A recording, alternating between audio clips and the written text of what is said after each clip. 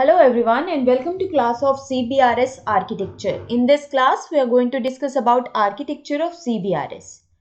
CBRS is basically an LTTD system that has a dynamic spectrum allocation scheme. This scheme, which is DSC scheme, it is controlled by Spectrum Access System SAS.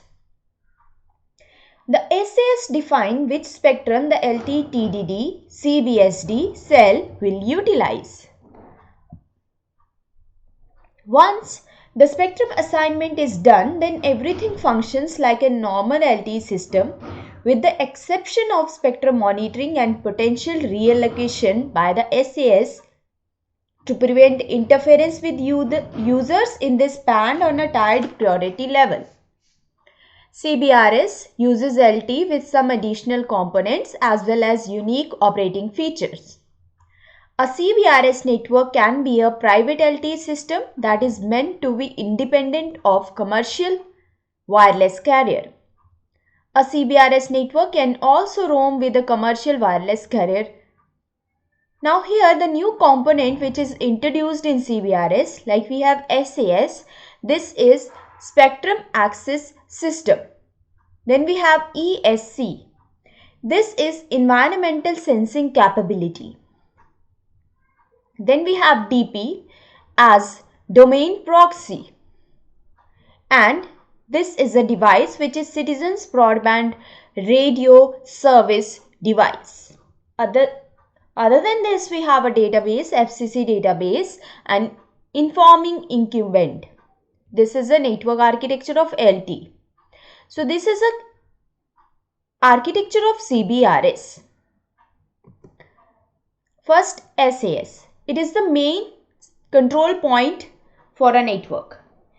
It controls the grant, leases for spectrum based on three-tier process. It acts as a dynamic policy controller which uses a tied priority access method for PAL and GAA allocations in the band. SAS enables the delivery of the grant or lease which is required for CBSD to use spectrum resources.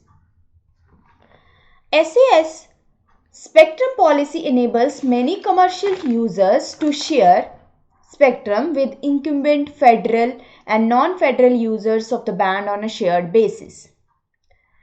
These administrators also have interference complaints from fixed satellite service FSS licenses in this band. PAL and GAA have the ability to choose the SAS they will be in a market. So this is SAS. Here we have a communication function. This is the network architecture.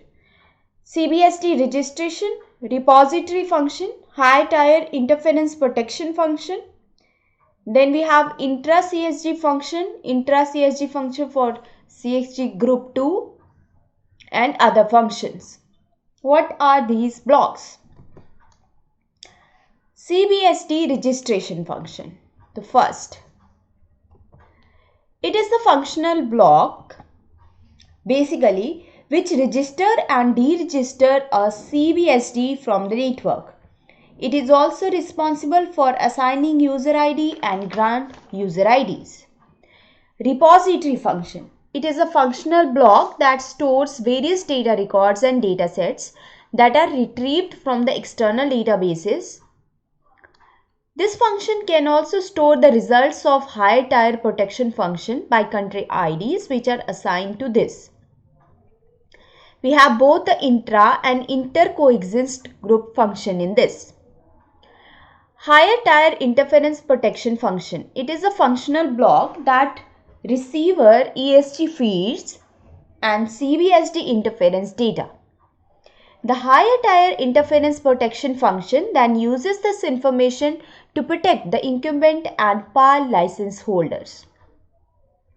Intra-CXG coordination function is a functional block that coordinates the spectrum within a specific group, which is CBRS group, CXG. These groups are CBSD which are logically grouped together. Like CBSDs on the same floor of a building can be grouped as one group. Inter-CXG coordination function is a functional block which coordinates the spectrum between CBSDs which belongs to the different groups. So these are the functional blocks of SAS. Thank you.